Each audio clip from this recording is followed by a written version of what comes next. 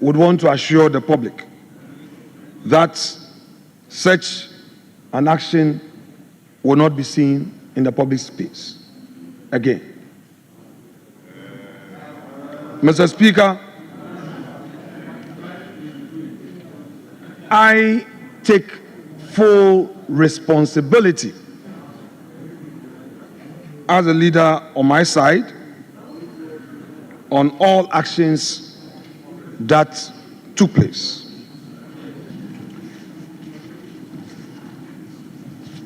I have an indication from the leadership of the House that the minority leader will be making a statement. And I think this is the appropriate time for him to make the statement before we move to your statements. So please, minority leader.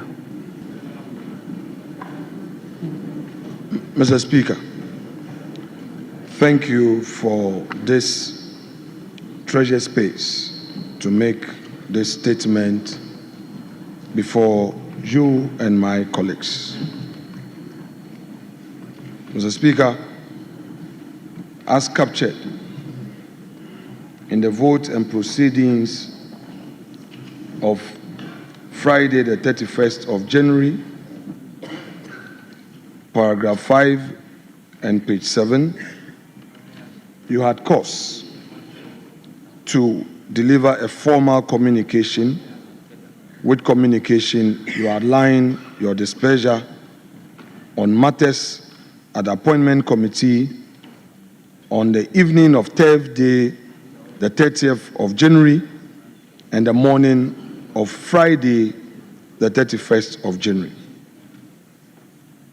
Mr. Speaker, indeed, your response to the event as a leader and the head of this assembly was indeed timely to assure the public that indeed this House is ready to uphold democracy and to do what is right in the eyes of the public. That notwithstanding, Mr. Speaker, I had ferried to your office a memo dated the 3rd of February 2025, where I raised some procedural concerns regarding the outcome of your communication. Mr. Speaker, to couch the matters that arose in proper perspective, on the said day, the Thursday, the 30th of January, as per the practice, we had agreed to proceed to vet some 4 nominees. Originally, we were supposed to do 3. This 4 later changed to 5. Around about 10 p.m. of the evening, we had indications from our colleagues in the majority that they intend to continue the vetting for more nominees rather than agreed. Mr. Speaker, on the corridors of the vetting room were many people, including nominees. Our understanding was that they had all been invited. Mr. Speaker, there was no room for us to discuss the way forward, which resulted in our decision as the minority to protest. Our intention was to have a peaceful protest to express our displeasure at the excesses of our colleagues in the majority. We acknowledge that in the process, the situation got out of hand, resulting in the outcome you commented upon. We hereby assure you that we shall, as the minority, cooperate with you in upholding the integrity and the dignity of this House. Mr. Speaker, we also want to assure you that we will undertake a deeper, and emphasis mine, a deeper consultation and commit to this with our colleagues. Suffice to state that from day one that Mr. President started ferrying his nominees to this House, we have given this government our utmost cooperation. Mr. Speaker, record will have it that this is the first time in the history of our democracy that the minority has given the government such a cooperation to the extent that nominees are getting their confirmation in record time. Indeed, Mr. Speaker, I am on record to have made an application to this House under Order 3. This has never happened by any minority leader in the history of our democracy. We believe in constructive criticism. We are not in any way in to disrupt government business, frustrate them, or undermine them. Both parties have been in government before and have been in opposition before. We know that it is not through disruption that would win us power come 2028.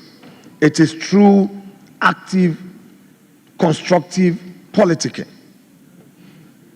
Mr. Speaker, we have become aware of the consequences of orders you have issued as a result of the formal communication you have given.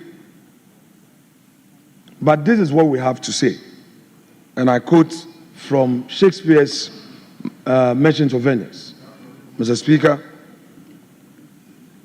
you remember the story of Shylock when he demanded his pound of flesh.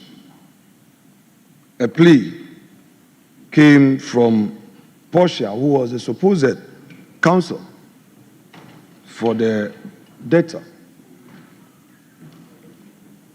Mr. Speaker, this is what he had to say, and I rely on it to mount the next line of my submission. That the quality of mercy is not strained, it droppeth as a gentle rain from heaven upon the earth beneath. It is twice blessed. It blessed him that gives and him that takes. Mr. Speaker, we cannot take your power to discipline from you. But we believe that when this is tempered with assurance that the way forward will be better,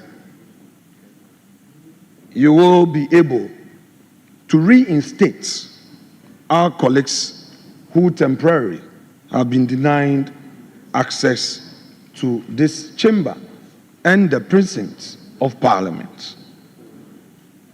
Ours is not to undermine your authority. After all, it is the confidence we had in you that made us, by consensus, to vote you into office. And we accept your authority.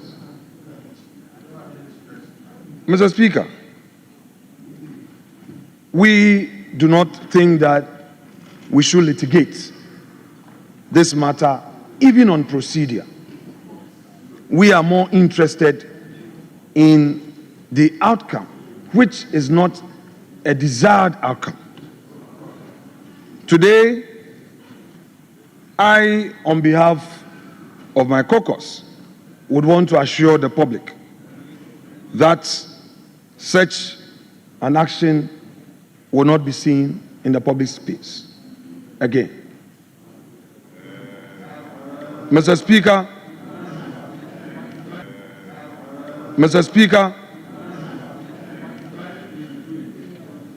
I take full responsibility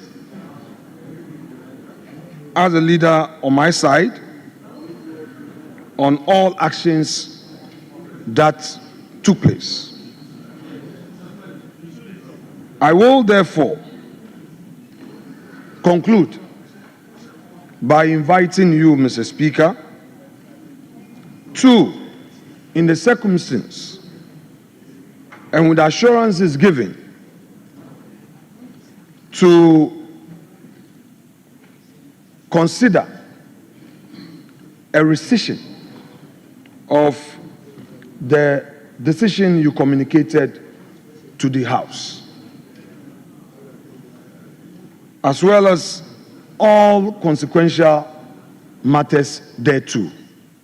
Mr. Speaker, without more, I shall thank you for hearing me and resume my seat. Thank you very much.